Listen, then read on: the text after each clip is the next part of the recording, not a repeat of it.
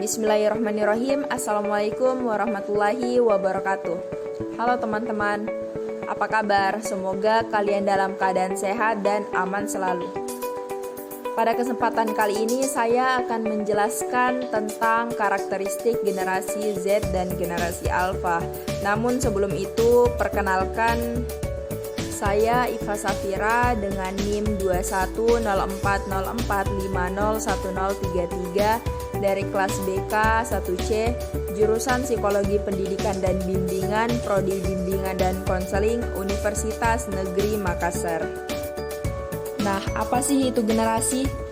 Dalam perkembangan historis manusia terdapat 5 generasi sampai saat ini. Menurut Cooper-Smith, generasi adalah sekelompok orang yang memiliki kesamaan tahun lahir, umur, lokasi, dan juga pengalaman historis atau kejadian-kejadian dalam individu tersebut yang sama yang memiliki pengaruh signifikan dalam fase pertumbuhan mereka. Ada 5 generasi yang ada, yaitu yang pertama baby boomers, yang kedua generasi X, yang ketiga generasi milenial, yang keempat generasi Z, dan yang kelima generasi Alpha. Namun pada kesempatan kali ini saya hanya akan menjelaskan 2 generasi, yaitu generasi Z dan generasi Alpha. Yang pertama mengenai generasi Z yang lahir pada tahun kelahiran 1995 hingga tahun 2010. Generasi Z adalah generasi yang masih muda dan tidak pernah mengenal kehidupan tanpa teknologi, sehingga terkadang disebut sebagai E-Gen. Generasi Z dinilai sebagai generasi yang ambisius, mahir tentang hal digital, percaya diri, mempertanyakan otoritas, banyak menggunakan bahasa gaul, lebih sering menghabiskan waktu sendiri, dan rasa ingin tahu yang sangat tinggi. Generasi Z juga rentan terkena depresi, juga anxiety.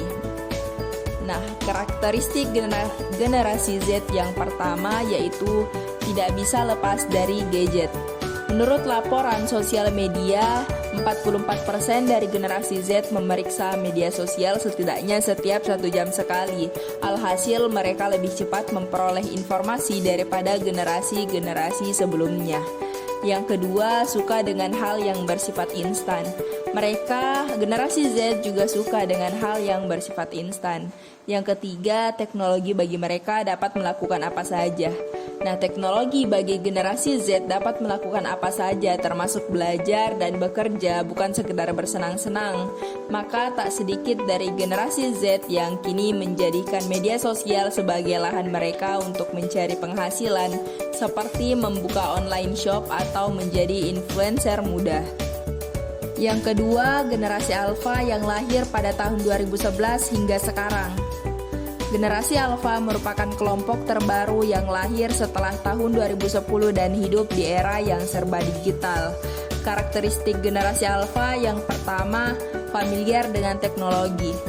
Seperti 2 generasi sebelumnya, mereka yang lahir setelah tahun 2010 sudah familiar dengan teknologi bahkan sejak usia yang sangat-sangat belia. Yang kedua, lebih tertarik dengan gadget daripada permainan tradisional. Generasi Alpha lebih tertarik bermain gadget dibandingkan permainan tradisional anak di era sebelumnya. Yang ketiga, watak dalam bekerja belum bisa diprediksi. Mereka dalam bekerja dan bagaimana kecenderungannya menghabiskan uang sementara belum dapat diprediksi, mengingat untuk saat ini umur paling tua dari generasi Alpha adalah 10 tahun. Itulah tadi pemaparan mengenai apa itu generasi Z dan Alpha beserta karakteristik masing-masing generasi. Tentunya kedua generasi tersebut memiliki kelebihan dan kekurangannya masing-masing. Apapun generasinya, penting untuk kita saling menghargai. Besarnya perbedaan karakter dari berbagai lintas generasi ini terkadang memang membuat orang yang berada di generasi yang berbeda memiliki pandangan buruk terhadap generasi lainnya.